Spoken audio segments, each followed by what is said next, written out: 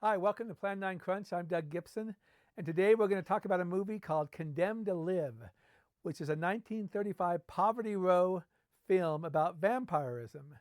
And it's a really cool film. It has a sympathetic vampire, and this is filmed at the Universal backlots, so you might recognize some of the scenes. The plot involves a kindly doctor. He's played by Ralph Morgan, who is the brother of Frank Morgan, who was the Wizard of Oz. And he is engaged to a sweet young woman, much younger than him, played by Maxine Doyle, who I believe was also in Shadow of Chinatown with Bela Lugosi. So, anyways, very early in the film, a woman is bitten by a vampire bat, and this woman gives birth to Ralph Morgan's character, the doctor.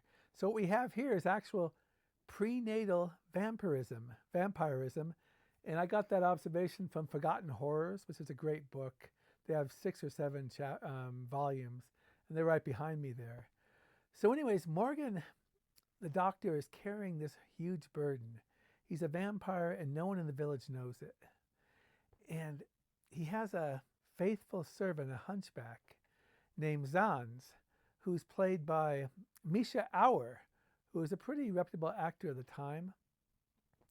And so these murders are occurring, and the village people are all in a panic.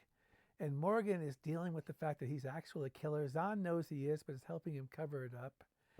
And so what eventually happens is that Miller, after consulting with Morgan, I apologize, Morgan's character, his name is Christian, Dr. Christian.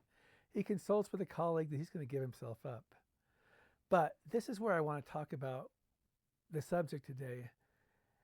There is a general prejudice against Zan. He's different. He's a hunchback. He doesn't talk as well as the other people. And so they automatically single him out as the killer.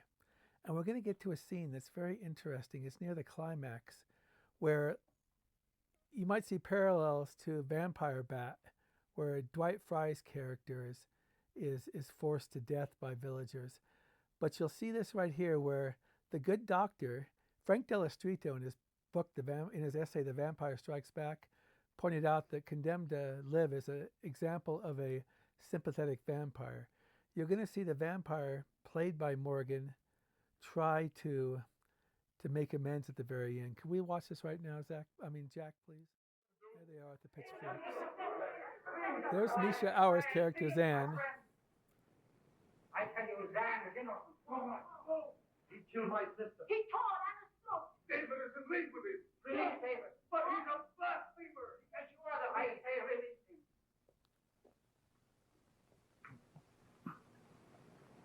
David, my boy, promise me you will love and cherish Marguerite always.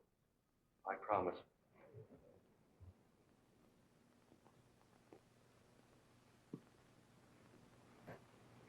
Look, my friend, the monster's work. You sought to kill a fiend. Well, I am he. Yes, I am the one you sought. I even sought myself. But believe me, I didn't know until tonight. But then, and tried to save me from myself.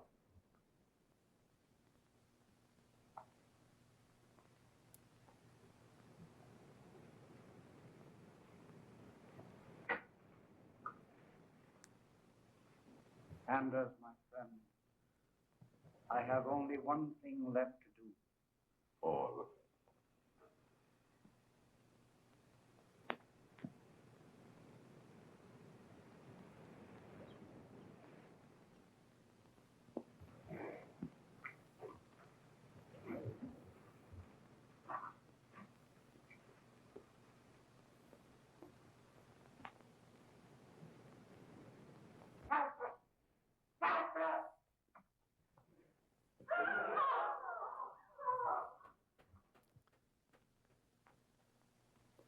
Okay, Jack, thank you.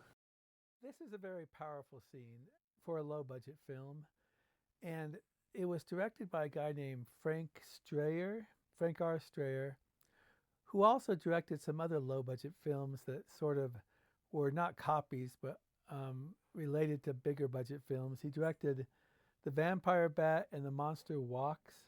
The Monster Walks is sort of a low-budget takeoff of Universal's excellent film, The Old Dark House.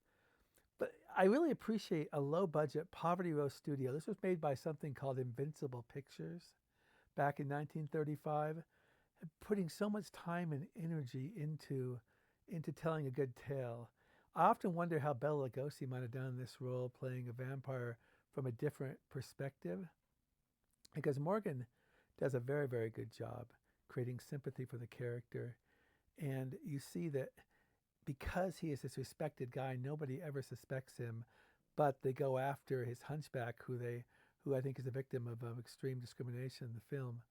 I keep saying Frank Morgan, I apologize. Ralph Morgan also made an interesting movie in 1944, I think, called The Monster Walks.